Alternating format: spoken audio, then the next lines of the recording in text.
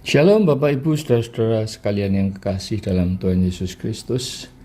Marilah kita berdoa menghampiri hadirat Allah sebelum kita mendengarkan firman Tuhan. Bapa kami yang ada di dalam kerajaan surga yang mulia, terima kasih ya Tuhan untuk berkat-Mu, untuk penyertaan-Mu, untuk kesehatan dan segala yang Kau berikan kepada kami, sehingga saat ini kami juga boleh bersama-sama mendengarkan firman-Mu dan belajar tentang firman-Mu ya Tuhan. Tuhan urapi hamba-Mu yang hina ini dengan Roh Kudus, sehingga hamba-Mu berkata-kata sesuai dengan apa keinginan-Mu ya Tuhan. Demikian juga pendengar firman ini Kau urapi, sehingga Roh Kudus Engkau mengubah kehidupannya dan akan menjadi pelaku-pelaku firman setelah mendengarkan firman-Mu. Terima kasih Tuhan, dalam nama Tuhan Yesus kami berdoa dan mengucap syukur. Amin. Saudara-saudara, saat ini saya akan membagikan firman dengan topik membangun rumah tangga yang harmonis. Ada dalam Efesus 5:30 ayat 31. Sebab itu, laki-laki akan meninggalkan ayahnya dan ibunya dan bersatu dengan istrinya, sehingga keduanya itu menjadi satu daging. Saudara-saudara, pacaran adalah masa yang terindah, begitu romantis. Bukannya rokok makan gratis, atau maaf, tai kucing rasa coklat. Semuanya indah, sangat kontras ketika sudah menikah. Banyak ternyata yang dulu disembunyikan ketika pacaran, sekarang muncul semua. Kurang ini, kurang itu, masalah yang kecil dapat menimbulkan percekcokan atau disimpan sehingga akan menjadi bom waktu yang meledak yang dapat mengakibatkan perceraian. Tahun pertama pernikahan adalah masa penyesuaian pasangan rumah tangga karena masing-masing dibesarkan dari keluarga yang berbeda, baik dalam adat istiadat, pendidikan maupun kebiasaan sehari-hari. Waktu pacaran adalah masa di mana masing-masing pribadi dapat mempelajari calon pasangannya. Apakah cocok nantinya untuk dapat berdampingan selama hidup pernikahannya. Ada faktor penting yang perlu diperhatikan, yaitu apakah cinta itu. Banyak muda-mudi yang jatuh cinta hanya karena perasaan emosi, kata-kata pokoknya akan mengesampingkan akal sehat, sekalipun sebenarnya pacarnya tidak akan menjadi pasangan rumah tangga yang harmonis. Nah, apakah cinta itu? Love means yang satu understanding, kedua forgiveness, yang ketiga take and give. Nah, salah satu masalah dalam kehidupan rumah tangga adalah tidak adanya understanding atau pengertian. Rasa masakan yang asin atau manis, soal-soal kedisiplinan, kebiasaan-kebiasaan yang dibawa dari pendidikan keluarga masing-masing, tidak mau tahu apa yang disukai dan yang tidak disenangi oleh pasangannya, dan lain-lain adalah soal-soal sepele namun dapat menimbulkan perselisihan dalam rumah tangga. Yang kedua adalah forgiveness atau memaafkan. Selama pernikahan, masing-masing pribadi pasti membuat kesalahan, sekecil apapun itu. Dan kesalahan yang selalu diingat-ingat akan menjadi bom waktu yang akan meledak ketika sudah tidak tahan lagi. Memendam perasaan yang ditimbun karena mengalah dan merasa dirinya diinjak-injak. Kesalahan yang paling menyakitkan adalah selingkuh. Banyak pasangan yang tidak dapat memaafkan pasangannya yang selingkuh, yang mayoritas dilakukan oleh suami, sehingga dapat menyebabkan perceraian. Kata-kata life begins at 40. Hidup dimulai ketika berumur 40 tahun. Karena kondisi ekonomi yang sudah membaik. Istri yang bawel dan dominan, suami yang egois dan maunya menang sendiri, yang membandingkan teman di kantor dengan istrinya. Temannya bodinya masih langsing seperti gitar Spanyol dibandingkan dengan istrinya yang sudah langsung tong dudu, black dudu, drum.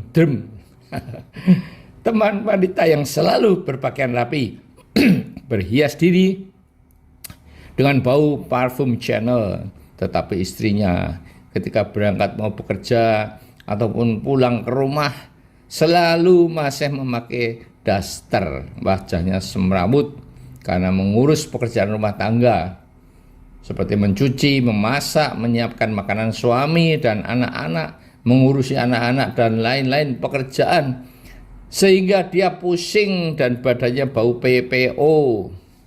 Sedangkan bagi istri yang berduit, mayoritas waktunya digunakan untuk shopping, ke salon, arisan, maupun kehidupan sosial lainnya, dan membiarkan suaminya diurus oleh asisten rumah tangga, lupa memperhatikan anak-anaknya juga. Nah, seringkali suami juga tidak mau mengerti pekerjaan istri dalam mengurus rumah tangga, atau istri yang berduit yang tidak melayani suaminya dengan baik, sehingga membuat suaminya berpaling pada wanita lain, atau juga suami yang digoda oleh pelakor yang biasanya hanya bertujuan untuk mendapatkan hartanya saja.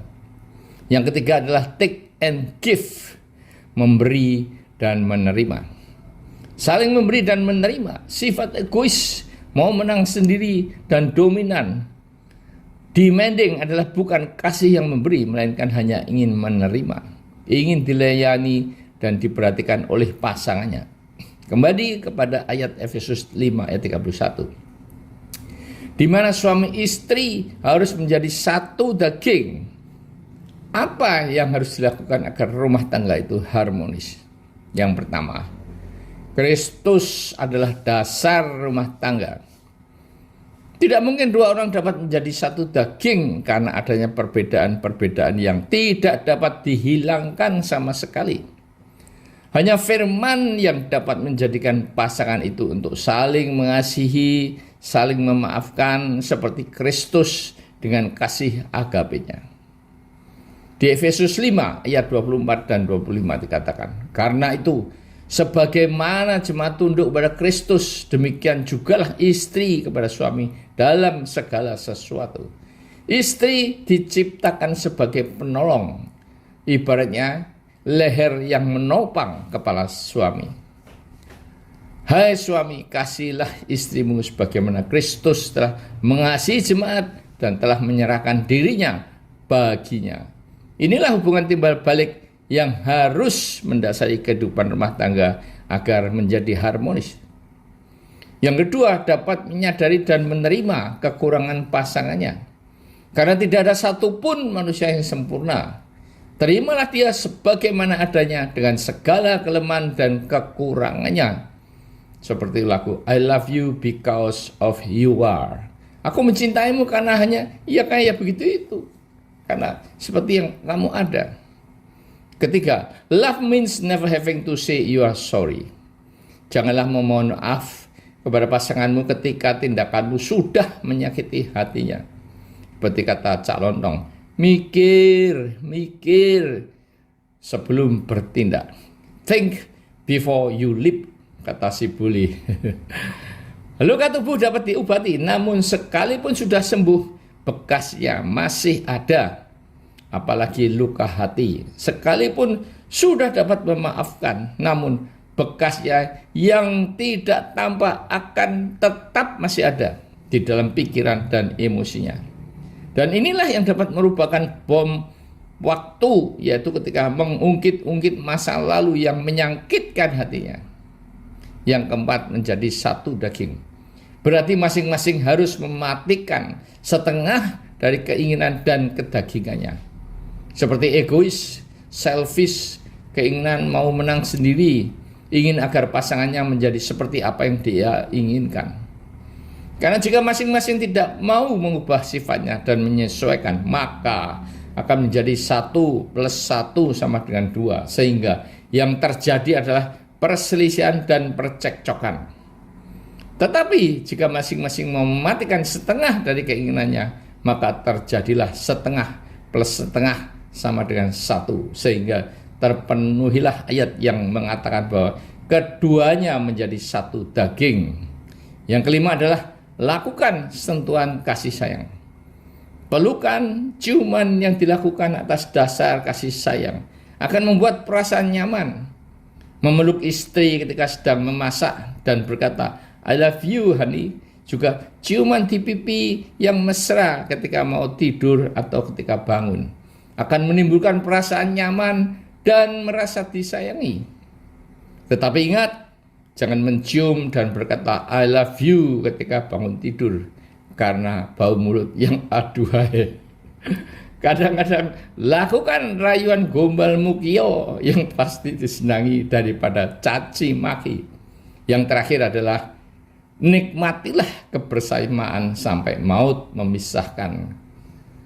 Berjalan-jalan bersama, makan di restoran dengan atmosfer yang romantis, mendengarkan musik-musik nostalgia, melihat album-album kenangan, piknik, menikmati suasana berdua di luar kota, mengunjungi tempat-tempat kenangan masa lalu untuk mengenang masa-masa pacaran yang penuh dengan kenangan manis, melakukan kegiatan hobi bersama dan sebagainya.